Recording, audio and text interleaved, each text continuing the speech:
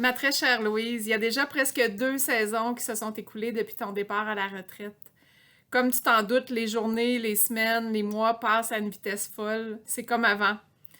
On commence à apprivoiser ton absence, mais bon, la présence d'une adjointe comme toi, ça ne s'efface jamais vraiment. Régulièrement, je tombe sur une convocation à mon agenda que c'est toi qui avais convoqué. Et à chaque fois que ça arrive, j'ai un sourire et une douce pensée pour toi, maintenant à la retraite. Bien sûr, Louise, depuis ton départ et même un peu avant, ton bureau a été repeint. Certains jours, par contre, dans mon cœur, il est encore de cette affreuse couleur orange qu'on détestait tant. Ce bureau orange, il avait beau être un petit peu dérangeant, il en demeure pas moins que c'était le tien et qu'un grand nombre de personnes y trouvaient du réconfort. Certains y étaient attirés par les petites douceurs et d'autres par ta grande douceur. C'était un lieu de confidence, un lieu où on venait chercher des réponses. Ça a même parfois tenu lieu de cellules de crise. Instinctivement, quand l'heure était grave, c'était souvent dans ton bureau qu'on allait se réfugier. En plus d'une oreille attentive et bienveillante, dans ce bureau, on y trouvait à tout coup une pharmacie, le bon PV bien archivé, la bonne orthographe, une quincaillerie, la bonne tournure de phrase, une référence, un garde-manger, un kit de couture, une station d'emballage, et j'en passe. Dire que tu es irremplaçable serait injuste après tous les efforts que tu as déployés justement pour que ton remplacement se passe bien. Mais je peux sans aucune réserve affirmer que tu auras été remarquable et exemplaire. Tu auras été, durant toutes ces années, le premier visage de la DRH et tu auras établi les standards de haute qualité pour tout ce que notre équipe produisait.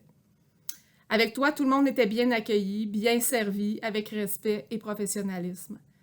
Tu aurais été présente sans compter, tôt le matin, quand c'était absolument nécessaire, mais surtout tard le soir, quand il le fallait, et toujours efficace, avenante et proactive. Au fil des ans, tu as eu à t'adapter à plusieurs patrons, chacun avec son profil et son style différent. Notons M. Demers qui arrivait de l'école de police, de même que M. Mario Dubois, comptable de formation et homme de peu de mots. Puis je suis arrivée dans le décor, historienne de l'art dans l'âme.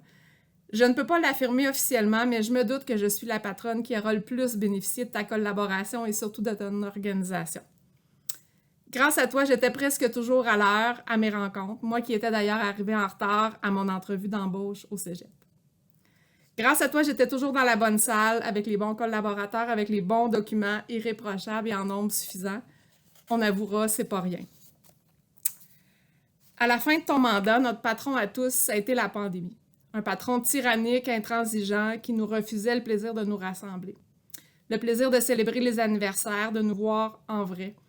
Ce patron nous aura bien malgré nous volé des moments précieux passés ensemble.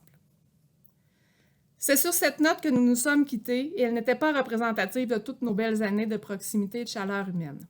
Maintenant, à la retraite, j'espère du fond du cœur, Louise, que tu peux profiter à temps plein de ce qui était le plus précieux pour toi, tes enfants et tes petits-enfants.